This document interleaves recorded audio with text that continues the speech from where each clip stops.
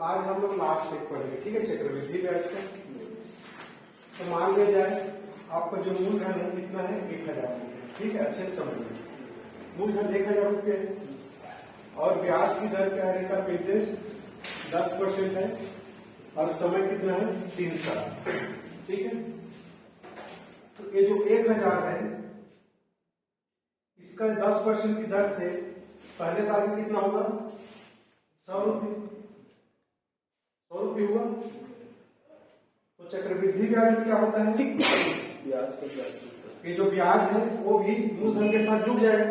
तो पहले साल का मिश्र धन या दूसरे साल का मूलधन, देखो 1000 और कितना हो गया, ये 1100।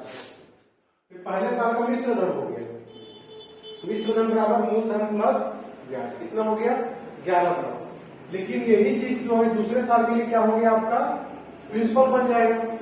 समझ में है, चक्रवृद्धि ब्याज में ये चीज होता है, मूलधन के साथ ब्याज जुड़ता जाता है।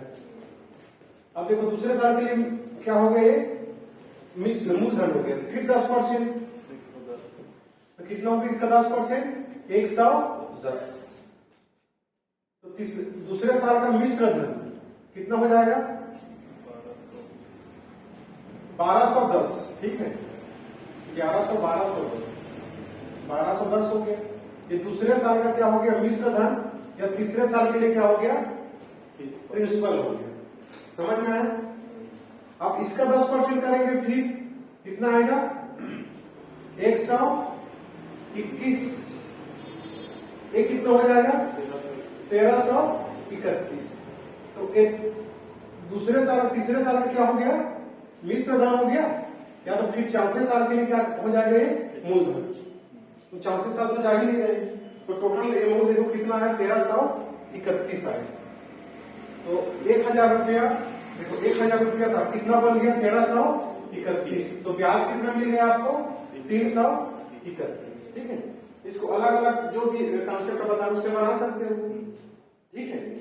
तो अब मैं इसमें समझाना चाह रहा था, देखो 1000 कितना हो गया, 1100। तो करो 1100 बटे 1000 करो, कितना आता है, 2 0 2 0 कट गया, कितना है, 11/10। अब फिर इसका करो, मतलब बाद वाले को पहले ऊपर में लिखना है। तो क्या हो जाएगा, 1210/1100, ये 0 0 कट गया, 11 11 121 और 11 का 110। ये भी कितना आ गया, देखो 11/10। इसका करो 1331/1210, ये कितना आ जाएगा, देखो 11 1 कम 11, 11 2 22 और 11 1 कम फिर 11 11 11, ये भी फाइनली कितना आ जाएगा, 11/10। समझ में है। तो देखो इसके बीच कितने का रेशियो है, 11/10 अनुपात, ठीक है। मतलब 1000 का 11/10 किए तो 1100 आ गया। अब फिर 1100 का फिर 11/10 करेंगे तो फिर कितना आ जाएगा, 1210। और 1210 का फिर 11/10 करेंगे तो कितना आ जाएगा, 1331। अब कितने साल का गैप है, यहाँ भी 1 साल का है, यहाँ भी 1 साल का है, यहाँ भी 1 साल का है, ठीक है। तो मान लीजिए हमको मूलधन पता रहा, मूलधन कितना है आपका, 1000। पहले साल कितना गुना हो रहा है, वो 11/10 गुना हो रहा है, ठीक है। तो कितने साल के लिए निकालना है, 3 साल। पहले साल में 11/10, दूसरे साल का फिर 11/10, तीसरे साल का फिर 11/10। तो देखो 3 0, 11 का क्यूब कितना होगा, 1331। देखो वही चीज आ गई। तो मैं ये समझाना चाह रहा हूं, देखो कितने साल का अंतराल है, 1 साल। 1 साल का अंतराल है, एक ही क्या हो सकता है, 2 साल का भी अंतराल हो सकता है। तो 2 साल में जितना गुना होगा इधर भी 2 साल होना चाहिए, तो उतना गुना होगा, ठीक है। ऐसा नहीं होना चाहिए कि यहाँ पे 1 साल हो, यहाँ पे 2 साल हो। मतलब समान अवधि में जो आपका जितना गुना होगा उतना गुना फिर आगे भी होगा। दिन में दिया रहता है, साल में दिया रहता है, अगर दिन में दिया रहता है, दिन वाला तो बताया, ये अलग कॉन्सेप्ट बता रहे हैं। दिन वाला तो आप निकालोगे ना, तब बताया था जो क्वेश्चन। समझ में आया मैं क्या बताना चाह रहा हूँ? देखो एक साल में कितना हुआ 11/10, तो कंफर्म है कि अगले साल में भी कितना होगा 11/10। मान लीजिए 2 साल में 6/5 होता, तो फिर अगले 2 साल में कितना हो जाता 6/5। ठीक है, समझ में है? इसको नोट कर लीजिए।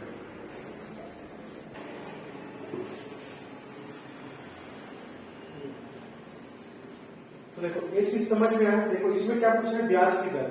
तो ब्याज की दर निकालने के लिए मैं क्या बताया हूं, हमेशा कितने साल का लेना है आपको, अंतराल 1 साल। ठीक है, तो 1 साल में यदि निकल गया आपको ब्याज की दर निकल जाएगा। जैसे हम लोग यहाँ पे 1100 1000 के बीच कितने करता है 100 बटा मूलधन। मूलधन क्या रहेगा, सामने वाला 100 बटा 1000, जो छोटा रहेगा वही मूलधन रहेगा। दोनों में छोटा कौन सा 1000, तो 100 बटा 1000 की गुणी 100 के कितना आ गया 10%। इसी प्रकार हम लोग कर दे, यहाँ पर कितने करता है देखो 110 का, तो 110 करता और 1100 और गुणी 100% करता। ठीक है, तो देखो 2 0 2 0 कट गए और 11 का हम 110, इसमें भी 10% आ गया। उसी को इसमें भी करता तो इसमें भी क्या आ जाता 10% आएगा। दोनों के बीच कितना अंतर है 121, 121 बटा क्या करता 1210, तो गुणित 100% करता क्या हो जाता आपका 10% आ जाता। तो दर प्रतिशत निकालने के लिए आपको क्या चाहिए, 1 साल का अंतर चाहिए। ठीक है, अब देखिए क्वेश्चन कैसे बनेगा। कोई धन चक्रवृद्धि ब्याज की दर से 3 साल में कितना हो जाता है 2400 रुपये हो जाता है, वह 4 साल में 2520 रुपये हो जाता है। ठीक है, देखो मूलधन कितना हमको नहीं पता, कितना मान लीजिए पी रुपये है। ठीक है, 3 साल में कितना हो जाता है 2400, तो देखो 3 साल का गैप दिया है 2400, कितने ईयर का गैप है 3 साल। और क्या बोला है 4 साल में कितना हो जाता है 2520, तो 4 साल का शुरू करेंगे, यहां से 4 साल नहीं यहां से करेंगे, तो 3 साल का हो चुका है, मतलब इसके और इसके बीच कितना गैप होगा 1 साल का, लेकिन यहां से कितना होगा 4 साल, ये कितना हो गया 2520। देखो यहां तक गैप कितना हुआ, गैप 1 साल, तो 3 साल 4 साल, मतलब यहां से कितना साल हो रहा है 4 साल। समझ में है? जो बोलेगा 3 साल 4 साल 5 साल वो इसके सापेक्ष में बोलता है। ठीक, देखो 1 साल का निकाल गए, आपको क्या निकालना है ब्याज की दर। तो ब्याज की दर के लिए क्या निकालते हैं, यहां पर अंतर निकालते हैं। अंतर कितना आएगा 2520 में 2400 करोगे कितना आएगा 120, अंतर आ गया। तो ब्याज की दर कितना होगा 8% बराबर क्या करोगे, छोटा वाला बिंदु 2400 सॉरी कितना होगा 120 बटा 2400 और गुणित 100%। देखो 2 0 कट गए, 24 से कम 24 और 24 5 120, तो कितना आ गया आपका आंसर 5। आया समझ में? कोई डर नहीं कुछ नहीं। ठीक है, देखो ये जो क्वेश्चन है इसको हम लोग यदि बेसिक से बना है तो बेसिक से थोड़ा सा लंबा जाएगा, लेकिन थोड़ा सा देखो कैसे बनेगा बेसिक से, यहां पर पता है। देखो अमाउंट बराबर मिश्र धन और फार्मूला क्या होता है P1 प्लस R बटे 100 का पावर n। ठीक है, तो देखो कोई धन चक्रवृद्धि ब्याज की दर से 3 साल में कितना हो जाता है 2400, तो 2400 क्या हो गया आपका मिश्र धन 2400 हो जाता है। P का वैल्यू पता नहीं है, 1 प्लस R बटे 100 का पावर कितने साल में 3 साल, ये समीकरण। और क्या हो जाता है 4 साल में कितना हो जाता है 2520, तो दूसरा क्या हो जाएगा 2520 और P1 प्लस R बटे 100 का पावर 4, समीकरण कितना हो गया तो 2। अब हमको किसका वैल्यू चाहिए R का वैल्यू चाहिए, तो समीकरण 2 भागी समीकरण 1 कर दो, समीकरण 2 भागी समीकरण 1, तो क्या हो जाएगा 2520 बटा 2400 इक्वल टू, ये देखो क्या हो जाएगा P1 प्लस R बटे 100 का पावर 4 और P1 प्लस R बटे 100 का पावर 3, तो देखो P कट गया और इधर पावर 4 है इधर पावर 3 है, तो 3 पावर कट गया, सिर्फ एक पावर बचेगा, तो फाइनली सिर्फ कितना बचेगा 1 प्लस R बटे 100।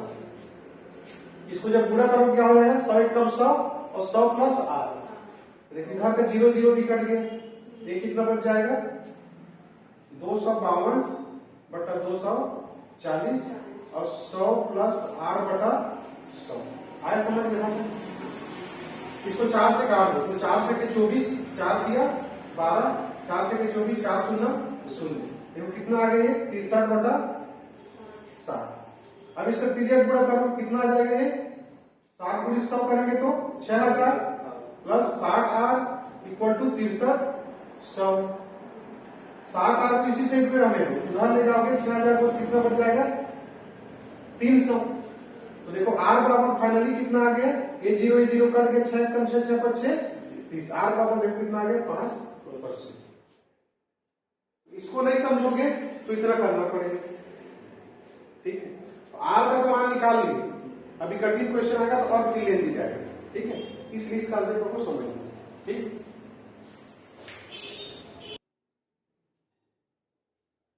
देखो पिछले क्वेश्चन में आपसे क्या पूछा था, ब्याज की दर पूछा था, इसमें क्या पूछ दिया है मूलधन। सेम करना है तो कोई धन चक्रवृद्धि ब्याज की दर से 2 साल में, कोई धन मतलब पी 2 साल में कितना हो जाता है 4500। कितने साल का अंतर है 2 साल, आया समझ। और 4 साल में कितना हो जाता है 6750, मतलब यहां से तो 400 होगा लेकिन यहां से कितना होगा 2 साल, कितना हो जाता है 6750। कितने साल में यहां से 2 साल और यहां से करेंगे कितना साल हो जाएगा 4, ठीक है। तो अब देखो यहां भी गैप 2 साल समान आ गया, ठीक है। तो यहां से यहां कितना गुना हुआ है हम जान सकते हैं, तो यहां से यहां कितना गुना है वो भी पता चल जाएगा, समझ में आया। तो देखो कितना गुना है कैसे पता चलेगा 6750 डिवाइडेड क्या करेंगे 4500, तो 6750 बटे कितना किए 4500, गुना निकालने के लिए कितना गुना हुआ निकालने के लिए क्या करेंगे हम लोग अमाउंट बटा क्या करेंगे प्रिंसिपल, इतना पैसा तो इतना हो गया, तो 0 कर दिए, किससे घटाऊं 5 से, तो 5 एकम 5 5 दिया 15, तो 5 में से 25, ये कितना हो जाएगा 5 में 45, 5 शून्य शून्य, 135 बटा कितना आ गया 90। किससे कटा दो इसको 9 से, कैसे पता चला 9 की वैल्यू के लिए हम 5 3 8 9, तो 9 एक कम 9, 9 5 45 और 9 दहम 90, फिर 5 दिया 15 और 5 2 10, कितना आ गया फाइनली 3 बटा 2 आया ना। तो मतलब यहां से यहां तक मेरे में कितना गुना हुआ है 3 बटा 2 गुना, तो हमको क्या पता चलेगा यहां से यहां मेरे में कितना गुना लगेगा 3 बटा 2 गुना, क्योंकि साल समान है। मान लो यहाँ पर 3 साल आता है, यहाँ पर 2 साल तो नहीं होता, लेकिन यहाँ पर 4 साल होता है, यहाँ पर भी 4 साल होता तो हो जाता, यहाँ पर 8 साल होता है, यहाँ पर 8 साल होता तो हो जाता। ये भी कितना गुना हो गया 3 बटा 2 गुना। हमको किसका वैल्यू चाहिए पी का, हम लोग क्या करेंगे पी का 3 बटा 2 गुना कितना हो गया 4500, ठीक है। अब क्या हो जाएगा पी बराबर ये 2 इसके साथ तिर्यक गुणा हो जाएगा, 3 को काट 3 एक कम 3 3 15 45, तो कितना आ गया 1500, और 2 का तिर्यक गुणा हो कितना आ गया आए क्या नहीं समझ। आपको क्या निकालना है मूलधन निकालना है, अंतर निकालने की जरूरत तब पड़ता है जब आपको क्या चाहिए ब्याज चाहिए, ब्याज की दर। तो ब्याज की दर निकालेंगे तब भी कितना 1 साल का होना चाहिए ना, 2 साल में नहीं निकाल सकते ब्याज की दर डायरेक्ट, कितना अंतर होना चाहिए 1 साल। तो ब्याज की दर तो आपको पूछा नहीं मूलधन पूछा है, तो इतना बटा गुना होगा 3 बटा 2, तो 2 साल का गैप कहते हैं 3 बटा 2 गुना होगा, तो पी का 3 बटा 2 गुना बराबर 4500, तो पी बराबर कितना आ गया। अब देखो इसी क्वेश्चन में मान लीजिए आपको ब्याज की दर पूछ देता है, ठीक है। तो ब्याज की दर पूछो तो क्या करना पड़ता है, इतना काम करना पड़ता है। अब देखो 3000 रुपये मूलधन है, कितना हो रहा है 2 साल में 4500, तो 4500 क्या हो गया आपका मिश्र धन। फार्मूला क्या होता है चक्रवृद्धि मिश्र धन का 1 प्लस r बटे 100 का पावर 1, ये बराबर क्या रखते हैं आप 4500, मूलधन कितना आ गया 3000 और 1 प्लस आर बटे और 100 का पावर 2। अब देखो ये कट जाता 2 0 2 0, यहां से आर का वैल्यू फिर निकल जाता। ठीक है, तो आर का वैल्यू निकालने के लिए देगा, देखो यहां से क्या हो जाएगा, काटोगे तो 15 दूनी 30, 15 दिया 45, तो 3/2 हो गया। ये 1 प्लस आर बटा 100 का स्क्वायर। अब यहां से देखो ये आर तुरंत नहीं निकले, अभी वर्ग समीकरण बन जाएगा। ठीक है, तो दूसरा चीज आप क्या कर सकते हो, यहां से ऑप्शन में आर का वैल्यू यहां पे पुट करके देखो, तो जो भी ऑप्शन का वैल्यू पुट करोगे कितना होना चाहिए, 3/2, तो आपका आंसर वही होगा। ठीक है, या तो बनाना चाहोगे तो लंबा पड़ जाए, क्योंकि 100 प्लस आर और बटे 100, फिर पूरे का क्या हो गया स्क्वायर, और इधर 3/2 है, तो क्या बन जाएगा, वर्ग का समीकरण बन जाएगा। फिर a प्लस बी का होल स्क्वायर का फार्मूला। ठीक है, लंबा पड़े, उससे अच्छा क्या करना, जब आपको ब्याज की दर पूछ दे तो यहाँ पे आर का वैल्यू रख देना। ठीक है, जैसे 5% दिया रहेगा आर का मान, तो 5% पहला ऑप्शन रख के देंगे, 10% दिया रहेगा तो 10%, इसको सॉल्व करोगे कितना आना चाहिए, 3/2। लेकिन सामान्यतः जब आपको पूछेगा ब्याज की दर, तो ऐसा क्वेश्चन पूछेगा कि जैसे कि एक कितना हो जाता मान लिया जाए, ये 9/4 हो जाता, कितना हो जाता 9/4 मान लो हो जाता। तो देखो ए स्क्वायर, एक स्क्वायर हटेगा 1 प्लस आर बटे 100 का, एक इसमें आ जाएगा, रूप में आ जाएगा 9/4, तो कितना हो गया देखो 3/2। अब आसानी से सॉल्व कर सकते हैं ना, 100 प्लस आर बटा 100 इक्वल टू 3/2, फिर इसका गुणा करके आर का वैल्यू निकल जाएगा। ठीक है, तो ब्याज की दर पूछेगा तो ऐसा वैल्यू देगा कि आसानी से कट जाए। बाई चांस यदि क्वेश्चन कठिन कर दिया, नहीं दिया, वर्ग समीकरण बनेगा, तो वर्ग समीकरण मत जाना, ऑप्शन को पुट करके देखना, इतना बराबर इतना आना चाहिए। समझ में आया?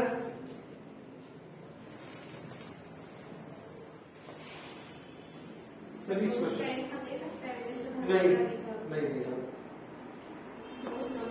हाँ, ठीक है। देखो साल में अंतराल क्या है, समान है, तो यहां से यहां कितना गुना हुआ, तो यहां से भी उतना गुना हुआ होगा। ठीक है, तो कितना गुना हुआ कैसे निकालेंगे, 80,3200। जो गुना होगा हमेशा बड़ा होगा, क्योंकि मूलधन से मिश्र धन बन रहा है, तो जो भी गुना होगा बड़ा होगा, मतलब आपको बड़े वाले को हमेशा ऊपर में रखना है, छोटे वाले को मत कर देना। किसी को ब्याज दोगे पैसा, तो जो इतना मूलधन है उससे ज्यादा ही तो होगा ना, तो हमेशा बड़े वाले के ऊपर रखना है।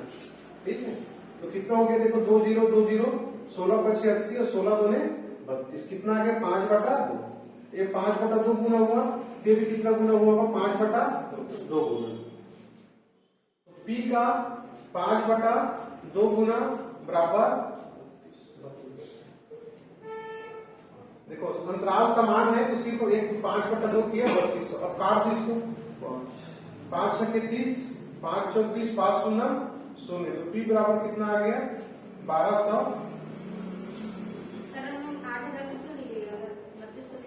हाँ 3200 की जगह नहीं निकालना है, 3200 की जगह पी का 5/2 कितना हो जाता है 3200।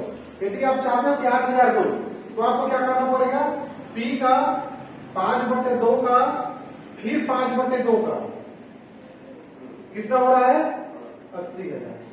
ठीक है, अब काटो, देखो 5 × 25 हुआ, अब देखो 25 दिया 75, 5 बचा 25 दूने 50, 25 0 0, अब देखो 2 दूने 4 हुआ, अब 320 × 4 करें कितना हो जाएगा 1280।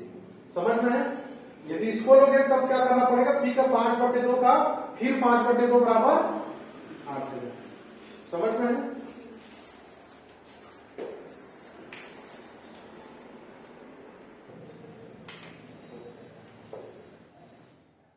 देखो अभी तक हम जो क्वेश्चन देख रहे थे उसमें क्या था, 2 साल तो 4 साल, 2 साल या 4 साल तो 8 साल, इस प्रकार का अंतराल क्या होता है, समान मिल जा रहा है। ठीक है, इसमें आपको समान नहीं मिलेगा।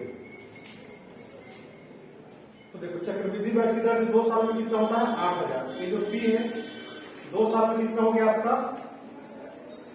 8000, 2 ईयर। उसके बाद क्या बोल रहा है, 5 साल में कितना हो जाता है 27,000, तो ये 2 साल हो गए, यहाँ पर कितना अंतराल रहेगा?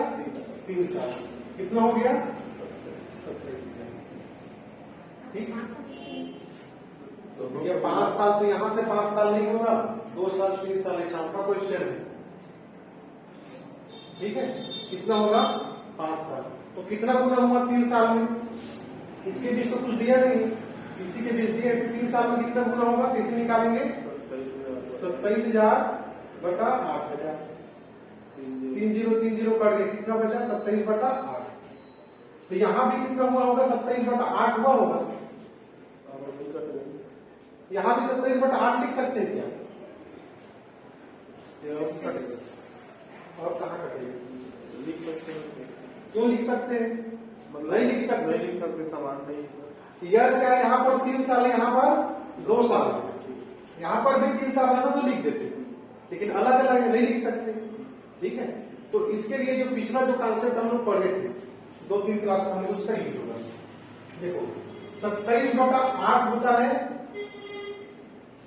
कितने साल में? 3 साल। देखो 27 बटा 8 को मैं क्या लिख सकता हूँ? 3 बटा 2 का क्यूब। कितने साल में होता है? 3 साल में। ठीक, तो 3 बटा 2 गुना मैं बताया था इस वक्त पढ़े। 3 बटा 2 गुना कितने साल में होगा? देखो बढ़ते क्रम में जा रही है, घटते क्रम में। तो घटते क्रम में क्या होता है? गुणा होता है कि भाग होता है?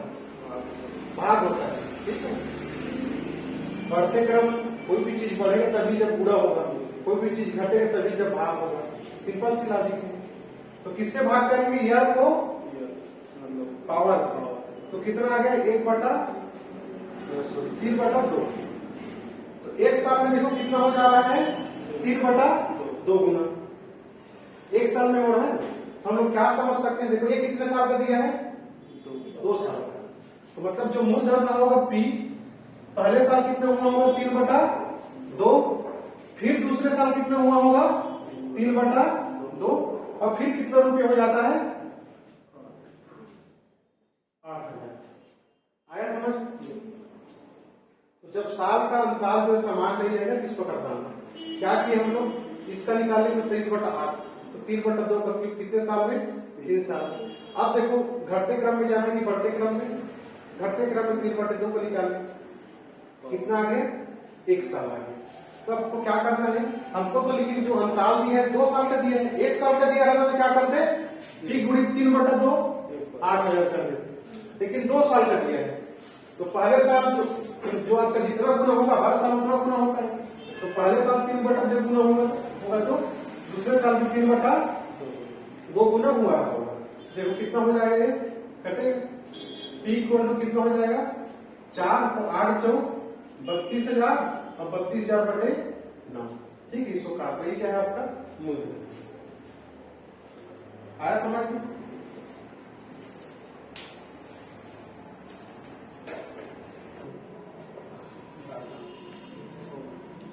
₹48,600 की राशि 4 वर्षों में इतना हो जाता है, 7.5 वर्षों में धन राशि कितनी हो जाएगी? ठीक है, इसमें P का वैल्यू पहले से दे दिया है। 48,000 कितना दिया है? 600 की राशि कितने वर्षों में? 4.5 वर्षों में कितना हो जाता है? ऐसे किए थे कि नहीं किए? ऐसे भी नहीं किए। अब कितना हो जाता है ये? 7.5 वर्ष में। तो 4.5 तो हो गया है, तो यहां से 7.5 होगा, लेकिन यहां से कितना होगा? 3। कितना किए थे? कितना हो जाता है? कितना हो जाता है? इसी को ज्ञात करना है। समझ में आया? यही तो पूछा 7.5 वर्षों में यह धनराशि कितनी हो जाएगी? मतलब यहां से यहां तक कितना? 7.5 साल हो गए। ये पैसा कितना हो जाएगा उसी को फाइंड करना है। तो आपको क्या करना होता है? जो दिया है वो कितना गुना हो रहा है? 48,600 रुपये कितना हो रहा है? 1,15,200। तो कितना गुना हो रहा है उसी को निकालना है। तो क्या करोगे?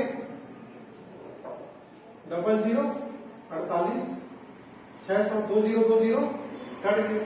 किससे कटा बताओ? 8 से 14 4 18 और 5 2 7 1 8 1 9 9 को भाइता के लिए हम लागू करेंगे।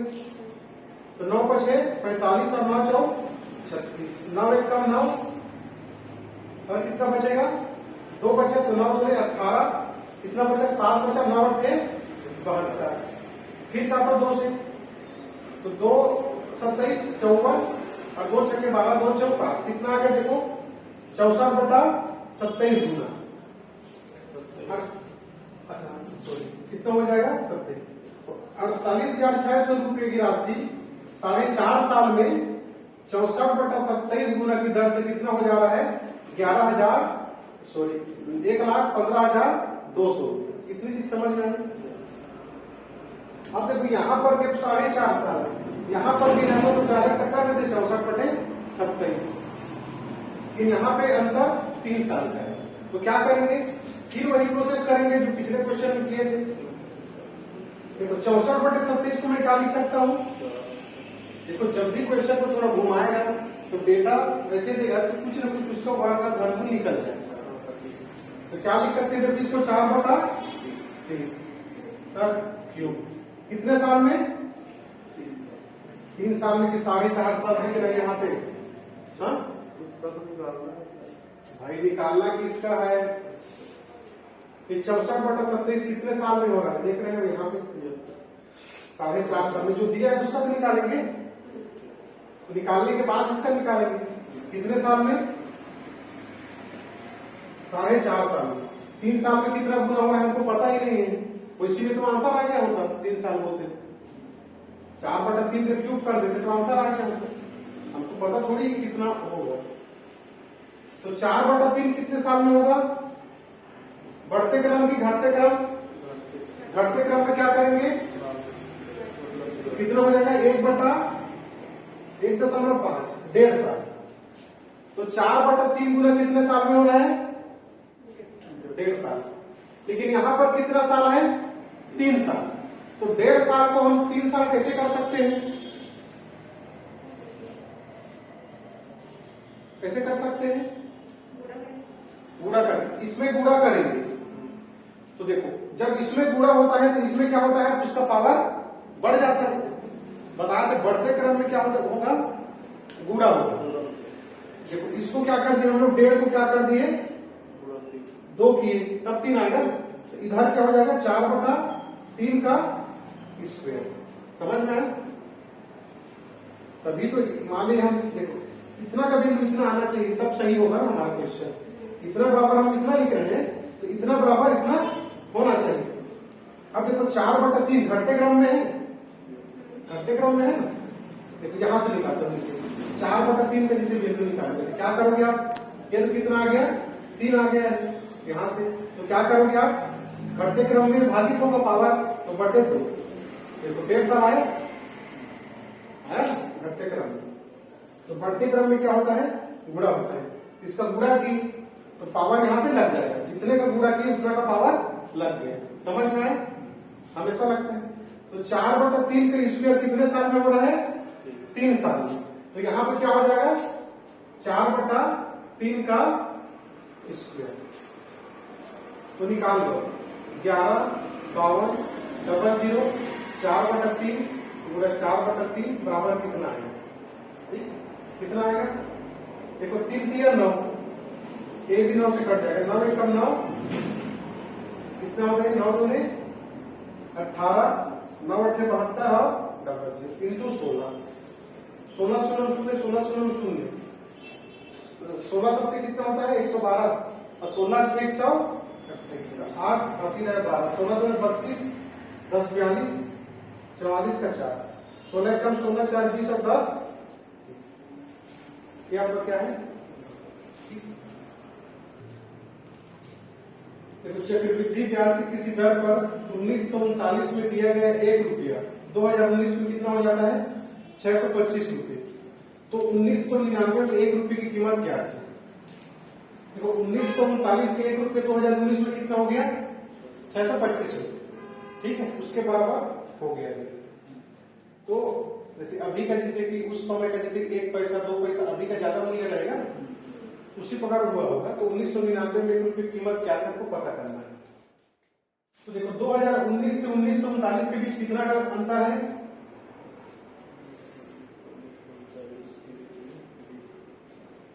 80 साल, ठीक है तो 80 साल में जो है कितना गुना हो जाता है 625। 1 रुपये कितना गुना हुआ 625, तो कितना गुना हो गया 625 गुना। तो 625 गुना कितने साल में हो गया 80 साल में। तो 625 का वैल्यू कितना है, मतलब इसको कैसे लिख सकते हैं। देखो कोई भी आपको डेटा देगा क्वेश्चन में, तो कहीं ना कहीं वो किसी न किसी फॉर्म में टूटेगा, किसी को वर्ग रहेगा, क्यूब रहेगा, ठीक है। तो 5 का पावर 4 बराबर होता है 625, ठीक है। कितना 80 साल। तो 5 गुना कितने साल में हुआ रहा होगा, घटते क्रम में बढ़ते क्रम, बार बार बोलना पड़ता है। तो क्या करेंगे घटते क्रम में, तो 80/4 में कितना आ गया, ठीक है। तो कहने का मतलब 5 गुना कितने साल में हो रहा है 20 साल में। हमको निकालना कहां से है 1939 से 1999 के बीच का अंतर। तो कितना अंतर होगा देखो 1999 से 1939, जीरो कितना आ गया, कितना आ गया 60 साल। तो देखो अभी जो पिछला वाला क्वेश्चन किए देखो ये कितना हो गया 5 गुना हुआ कितने साल में 20 साल में। आपको कितना गुना करना है, कितना करना है इसको 60 साल। तो 60 साल के तो कितना गुना हो गया ये 3 गुना। तो यहां जो गुना होता है विधा का क्या होता है पावर होता है।